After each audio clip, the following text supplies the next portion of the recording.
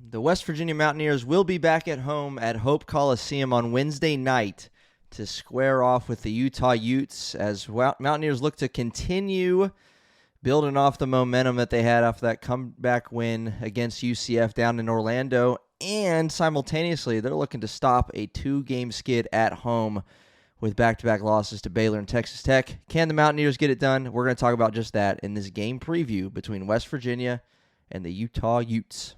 Stick around. This is the Mountaineer Moment, your source for all things West Virginia football and basketball. From pregame to postgame coverage and breaking news, we've got you covered. Let's go. Welcome in, everybody, to another episode of Mountaineer Moment, episode 149. My name's Troy, and this is your source for all things West Virginia football and basketball. And like we do all throughout the basketball season, we give you a game preview of every single West Virginia Mountaineers basketball game, and this is no different. West Virginia and Utah, we'll talk about the implications that this game has. Obviously, Utah has struggled this season, but West Virginia has their sights set on a potential NCAA Tournament berth next month, and you would think at this stage in the game, West Virginia needs to beat a 1-11 Utah team. Utah 1-11 in conference, obviously struggling this season. And so we'll talk about who they are as a team, this Utah team, what West Virginia fans need to know about them, some players to know, some numbers to know. We will take a look around the Big 12, and that'll be kind of a bonus thing with this episode and probably with the ones moving forward as we inch closer towards Selection Sunday and just, well, what's the field looking like NCAA tournament-wise, and what's the Big 12's role in that? Who are some of these bubble teams that are in that same conversation with West Virginia? We will talk about this game specifically, keys to victory for West Virginia, what we want to see them do in this game again to get right at home, right? They were unbeaten at home before they dropped 2 in a row and now looking to bounce back at Hope Coliseum. And then we'll end with just the simple point that is kind of going to be a thread throughout all this episode is just the simple fact that, again, at this stage in the game, with you pretty squarely on the tournament bubble, every game from here on out, including the conference tournament, is a big game. I was on record, obviously, right here on Mountaineer Moment, describing the UCF game as a must-win. And I really feel that way, felt strongly about that. And West Virginia was able to come from behind and get that win and really insert themselves more so into that conversation for the bubble. And as we sit here at February 18th, game day, West Virginia and Utah, you could obviously make the argument that this one's no different. West Virginia needs to win this one. A loss against a 1-11 team in conference, 9-16 overall team would not bode well for a team at home. Would not bode well for a team looking to make the big dance in West Virginia. So this is a big game. They're all big games. That's just the reality of this. So, but before we jump into all of those things, want to invite you to hit that subscribe button for us. Whatever platform you are on, YouTube, Apple Podcasts, Spotify, Amazon Music, hit that subscribe button for us. And it would be greatly appreciated as you join and help grow this Mountaineer Moment community. 149 episodes in, covering West Virginia football and basketball. And if you're wondering, if you're first time here, this show has been in existence since late August with the start of football season. And so we have done, that's right, we've done that many episodes in that amount of time. 149 episodes coming up on 6 months of doing this thing. So that's lots of episodes throughout the year and very consistent, giving you content with, especially again, basketball season. What we'd like to do is a game preview for every game and a game recap at the very least. That's 2 episodes on every single game and then some extra bonus episodes throughout the season. So, if that sounds like something you'd enjoy, hit that subscribe button for us and join this growing community. And then, of course, with that said, previews and recaps. This is a game preview, but later tonight, we will have a recap of the West Virginia-Utah game posted for you that you can come back and check out on one of those platforms. So hit that subscribe button, and let's continue to grow this Mountaineer Moment community. Now, The first bit of this episode will focus on this Utah team. We've done that again every single game. We'll focus on how they got here, some numbers, and some players for you to know. So, obviously, tip-off set for 8:30 at the Hope Coliseum on FS1. West Virginia comes into the game 16-9 and 7-5 in conference after that big comeback win against UCF. Utah 9-16 and 1-11. So first-year head coach Alex Jensen,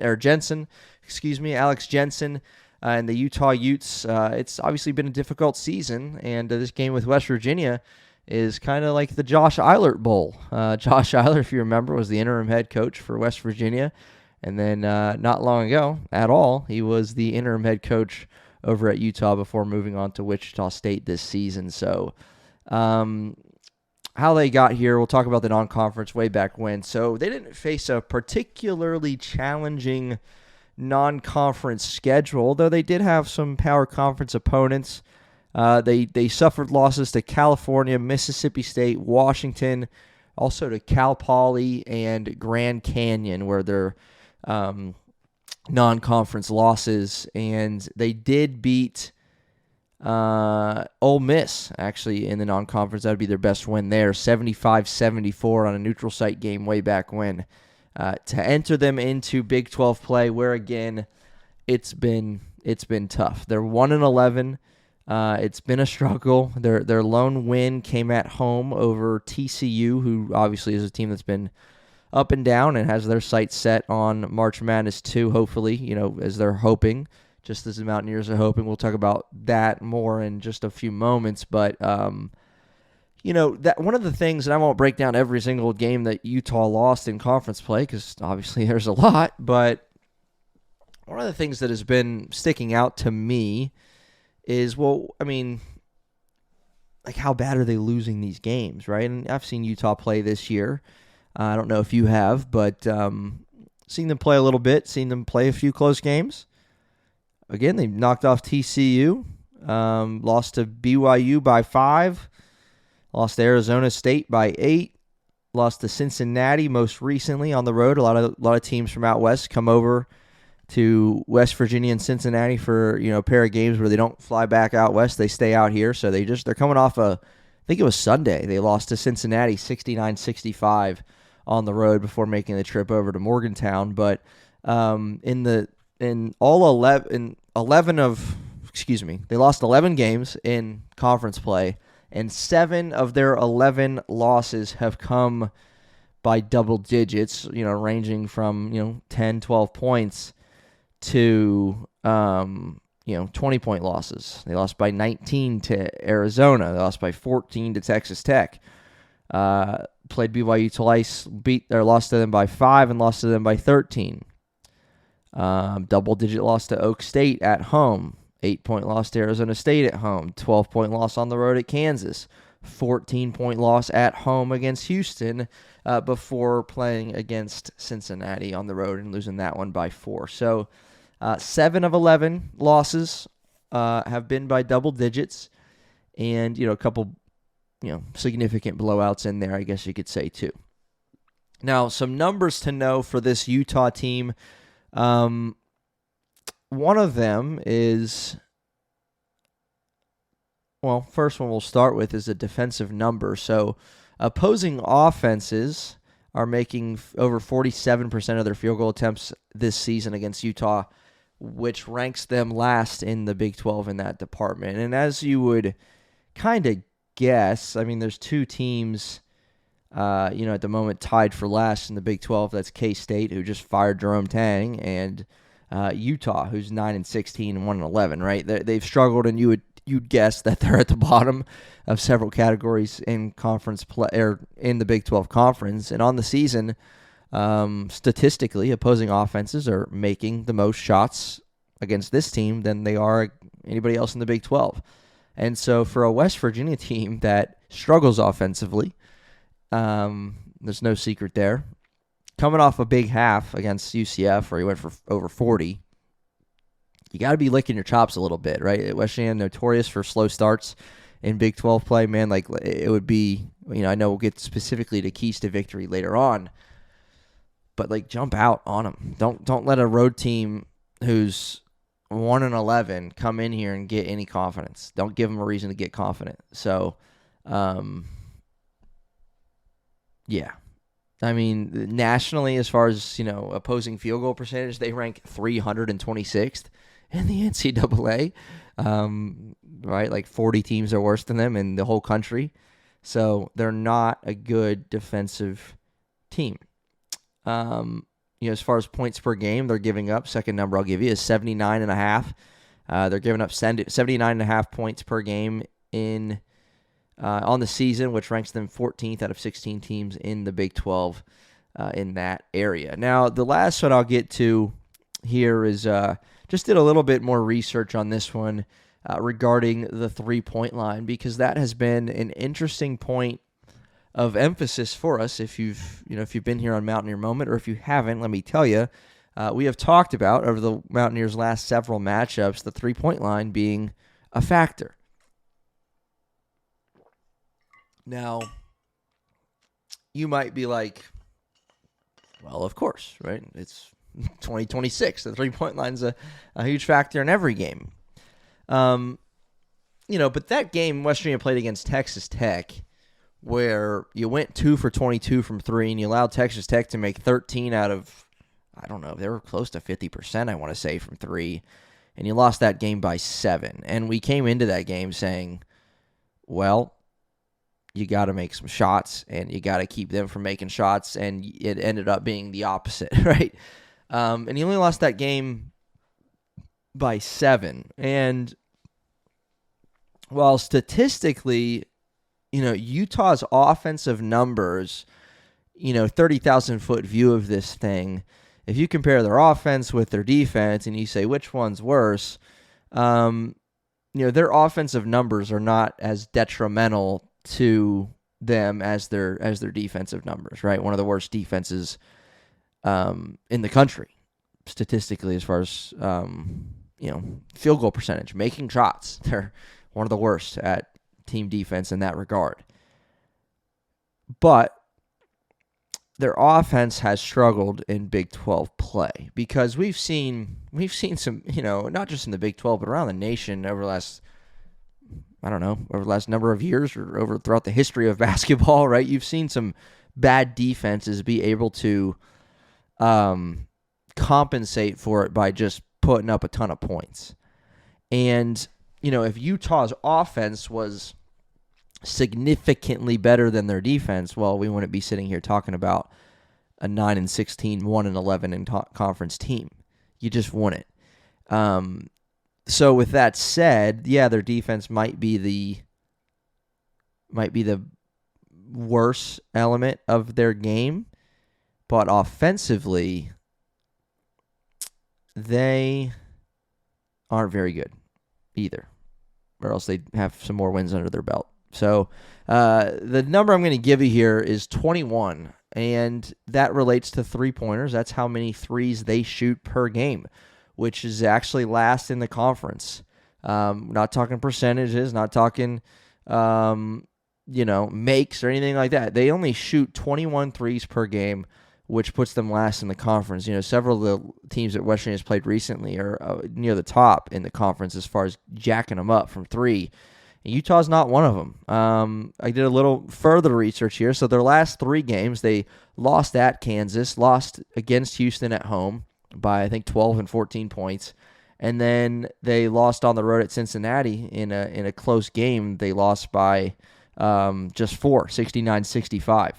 Well, over the course of those 3 games, they have made just 16 of their 62 attempts from beyond the arc, which, again, 62, you do the math, 21 times 3 would be 63. So they're right on, right about on season average for attempts per game. But 16 of 62 is right at 26% from 3 per game, which includes a 2 for 17 performance against Houston in that one. So, again, mentioned it a moment ago, against Texas Tech, West Virginia, and against other teams in this conference too, let's not lie.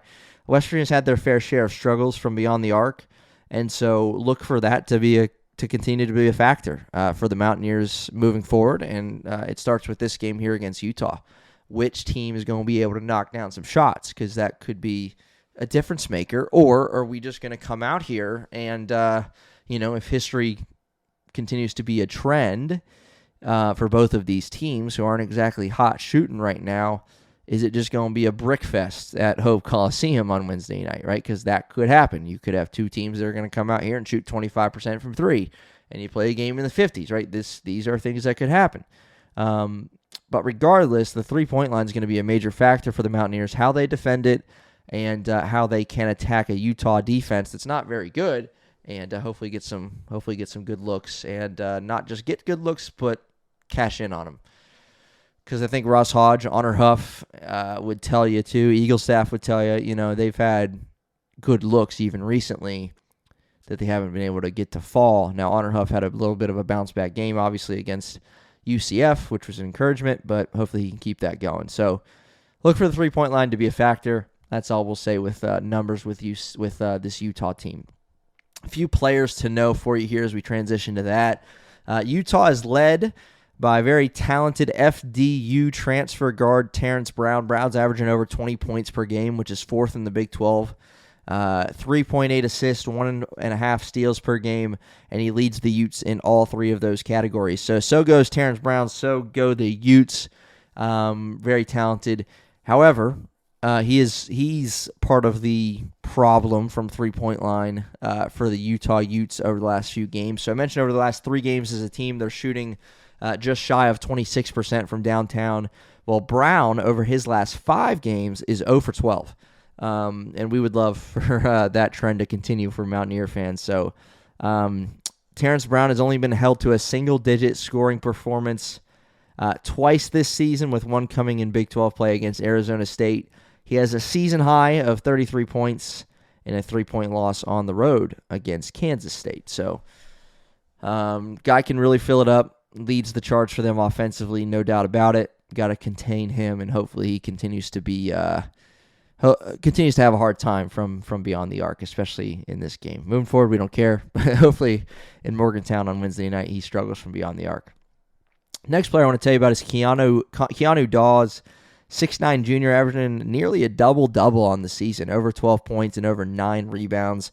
Against Kansas just a few days ago, February 7th, in that double-digit loss for them against Kansas, 71-59. Dawes was anything but the problem. He had 22 points and 12 rebounds, a massive double-double against Kansas, and he was 10 of 13 from the field, so extremely efficient.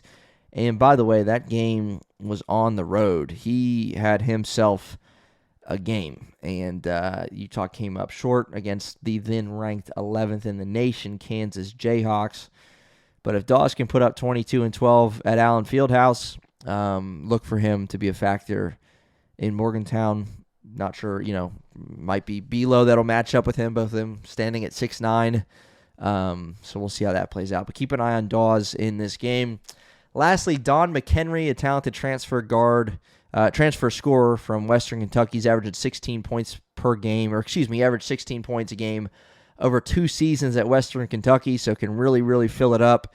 And as a Ute, he's only elevated his game, averaging 17.4 points, shooting almost 40% from downtown, 38.9% on 6.5 attempts per game. So you would think that if Utah wants to turn this thing around, I don't mean their season, because that's that ain't looking good, but you would think McHenry, I'm talking about the three-point shooting, McHenry and Terrence Brown, you would think that they want to get those two guys going. So that's a little preview of the Utah Utes and what we can expect in Morgantown tonight on Wednesday the 18th. Now, we'll do some bubble conversation here, but just a quick look around the Big 12. So Monday night, Iowa State knocked off Houston at home 70-67.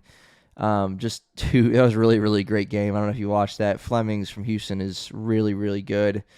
Balanced attack from Iowa State all throughout. They've been like that all season, but, their starting lineup 10, 12, 8, 6, 9, 8, 6, 11. That's impressive. Excluding the 3 guys on the bench, ranging from 6 points to 12 points. Really good team win for Iowa State, which points to their depth. But On Tuesday night, K-State knocked off Baylor, and UCF against TCU. That's the really one I wanted to talk about. That's a bubble game of bubble games. And, both those teams, I think, with Lenardi and maybe some others, among one of the last few teams in the tournament field at this moment. And UCF bounced back against that loss to West Virginia, 82-71 at home to knock off the Horned Frogs. UCF improves to 7-6 in conference play, 18 wins on the season, and TCU falls to 16-10 overall and 6-7 in the Big 12. So wow, that was a big one. And my dad he texted me right at the start of that game Tuesday night and was like, I think we're for UCF in this game. I think that's who we should be for, because even though it's for West Virginia and, you can only control what you can control, you still look around, right? If you're on the bubble, you look at this time of year, you look at what other teams on the bubble are doing, and both these teams are listed on most ahead of you on that tournament bubble.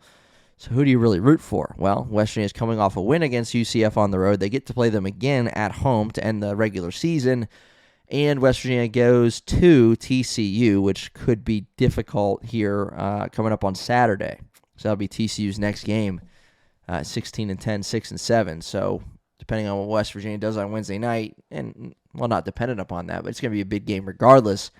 But keep an eye on that. So a bubble game that UCF wins as TCU falls to 16-10. Again, around the Big 12, West Virginia, Utah, obviously. Talking about that one. BYU, Arizona. BYU, same record in conference as West Virginia, and now they're on the road at Arizona on Wednesday night. So keep an eye on that one. And then another team that's on the bubble, but, with every loss that they keep getting, keep drifting, you'd have to imagine. But Oklahoma State has a big opportunity against Kansas on Wednesday night at home. Oklahoma State 16-9 and 4-8 in the conference, coming off that loss to TCU. They've lost 3 in a row: Arizona, Arizona State, TCU. And you'd have to think a loss to Kansas would do significant damage to their hopes and aspirations moving forward toward the end of the season if they were to fall to 4-9 in conference. Again, Baylor falling to Kansas State. They're going to fall to 3-10. You'd have to think they're finally out of that conversation. So, for West Virginia, I think Big 12 wise, if you just, we'll stop breaking down the schedule coming up and talk about practicality. Only a certain amount of Big 12 teams are going to get in the NCAA tournament dance, right? And, obviously there's some locks. Houston, Arizona, Iowa State, Kansas, Texas Tech, UCF 18-7, 7-6. They're inching closer toward that whenever TCU's big. Oklahoma State inching downward, certainly dependent upon the Kansas game. That's going to be massive for their hopes. You got West Virginia, you got BYU, who, Richie Saunders is done. They got injury problems. They've won 2 in a row, close games to Baylor and Colorado, but they had lost 4 in a row, and they have a pretty daunting end to the season. Again, mentioned Arizona. They got Iowa State after that. They got UCF after that. They come to Morgantown after that, and Cincinnati on the road, and they end the season at home against Texas Tech. So, I get that they're ranked 23rd in the nation right now, but are they a lock? Because they got some injuries, obviously, and they got a tough schedule. 2 top 6 teams this week. So we'll see where they sit after that. They could be 500 in conference. Just saying. But big picture here, all right, let's say Baylor's out of the way. Let's say Oklahoma State's out of the way after losing to Kansas. You eliminate some of these teams that have tournament aspirations, and then, you can control things moving forward, obviously, because you have TCU on Saturday, who's coming off a loss. That's going to be, that could be treated, and I get that there's a few games after that, but that might be a play-in game. That could be a play-in game because TCU is obviously in danger of falling to 6-8 and collecting their 11th loss, where West Virginia could, and again, there's so much that goes into this, but West Virginia beats Utah, gets to 8-5. West Virginia goes on the road against TCU. So incredibly much easier said than done. But you win that, you're at 9-5. You're at 18 wins overall, while TCU would fall to 6-8 and be at 16 wins. One of those, again, resumes and, they beat Iowa State and all of these things I get. Those are factors in this conversation. But if you only know one thing about a team, I'd rather be 9-5 in conference versus being 6-8. Just saying. So keep an eye on that. I mean, Saturday's going to be massive. First thing first, though, is this game against Utah, where we'll talk about some keys to victory right here. So, mentioned it already. The 3-point line is just going to be huge. One of the things that a struggling Utah team obviously would like to do is to come in here and get hot, turn things around from 3, and go 12 for 28 from 3. You can't afford that. West Virginia needs to play team defense. They need to not overlook this thing, just as I kind of am right now. Like, not overlooking in the sense that it's an automatic win. I'm just sitting here thinking, okay, well, you got TCU, then you got Oklahoma State. Well, what are these other teams doing, right? There's a lot on your mind as a bubble team in mid-February. That's just the reality of where I'm at right now. But you gotta you control what you can control. Take care of the food that's on the plate before you, right? This is about taking care of business. This is a team you should beat, absolutely, positively. And again, mentioned 7 of their 11 losses for Utah against by double digits. But they're most recently, playing against teams like Kansas and Houston and Cincinnati team, right? Like they're not going to come into Morgantown scared, because they just played Kansas and Houston, 2 of the best teams in the country. So and they gave their best to give a good fight in those games. So you got to be focused. Come out focused.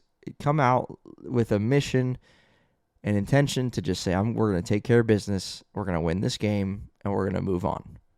Have that kind of mindset. I think that's key number 1. Don't overlook it. I know Ross Hodge, he said it post-game after UCF, right? You got to be focused on that next one and go get this win. So do that first. Secondly is the 3-point conversation. Keep an eye on that.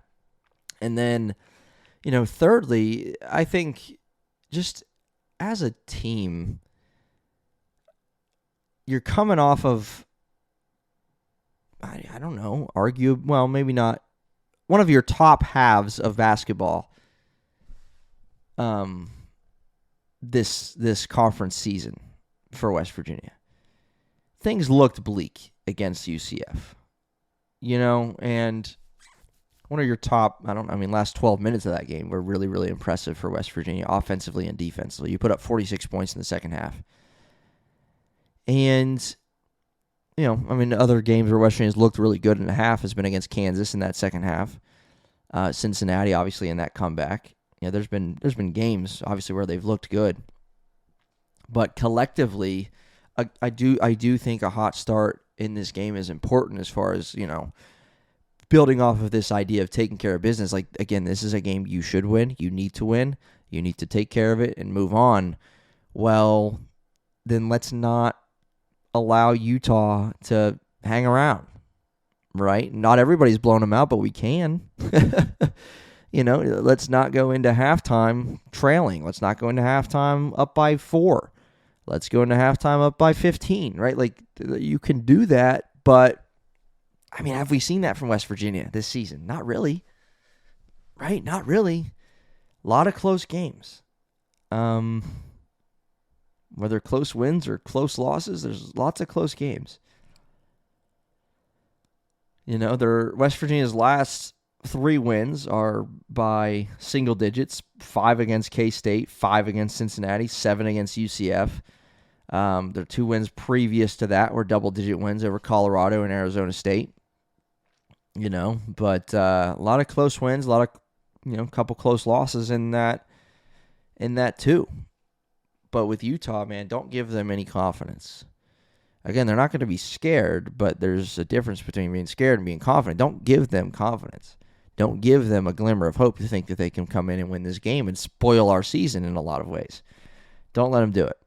And then the last thing I'll mention, and I keep coming back to WVU being a factor. We've seen a lot of good things from Bilo. We saw Jasper Floyd's best performance as a Mountaineer against UCF, especially in that second half. He was really, really good on both sides of the ball. And actually, I'm gonna end with 2 things. Kind of a longer episode here, but one, with WVU, West Virginia is a different team when he's good. And if you followed West Virginia all season long, like you recognize that they're a better team. They're a different team when he is near a double-double or at a double-double, 10 points, 9 boards, whatever. Like, they're different. And I was on record saying I think he's going to have to be really good against UCF. Fortunately, I was wrong because he wasn't very good, didn't score. But when he sets up camp down low, under the hoop, demands the basketball, when he's on the offensive glass, this team is better. So, I think WVU is a key, man, because he's such a force, can be such a force. We've seen it happen in games this season. I think Harlan WVU needs to be a factor in this game. So I'm just going to say that. So the last point I want to raise here isn't necessarily a key to victory, but a key just moving forward with this season. This team has a lot of seniors.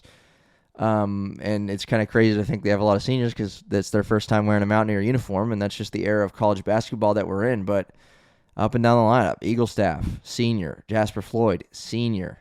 Hunter Huff, senior. Bilo, senior. Chance Moore, senior. Harlan Obioha, senior. All those guys are major contributors for this team, and their time in college basketball is coming to a close. And I don't know why I often think of seniors, and maybe you remember this too, but mid-February, heading into March, and I've seen Mountaineers over the years have a rekindled focus, something like, I don't know how to word it, but like just they look different and play like super seniors, super mature, super focused, and they play hard and play well. And I think part of that's because they know the clock is ticking.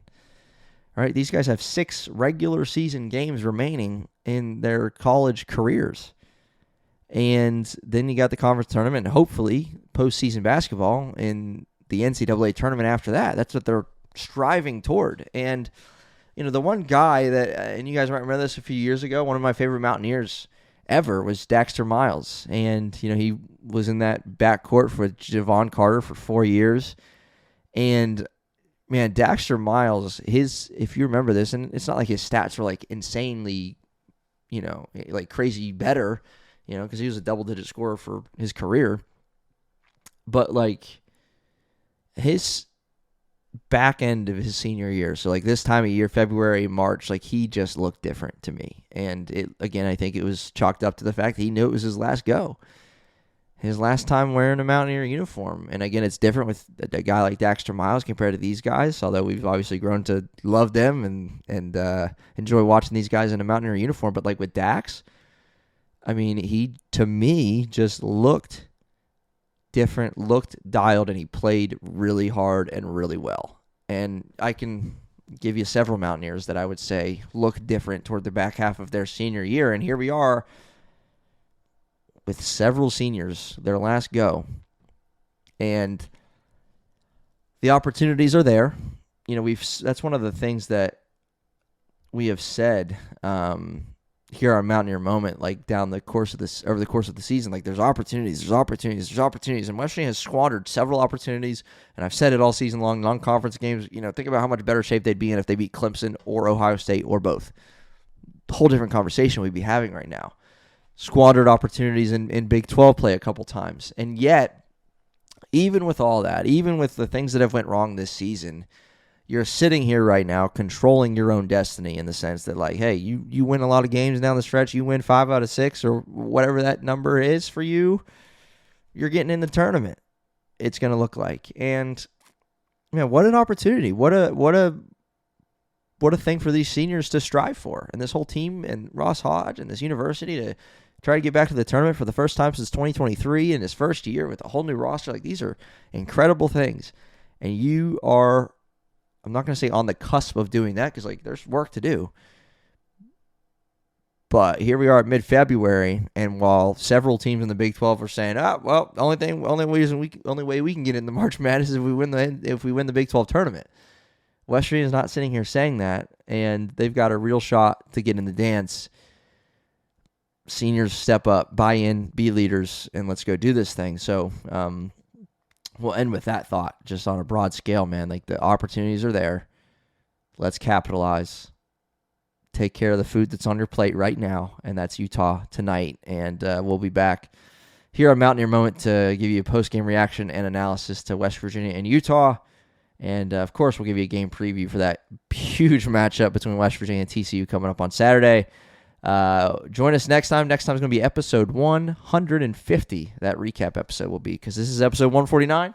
Mountaineer Moment. Again, my name is Troy. Hit that subscribe button for us, and we will see you later on tonight after West Virginia-Utah goes final. So thanks for being here. We'll see you then. Let's go Mountaineers.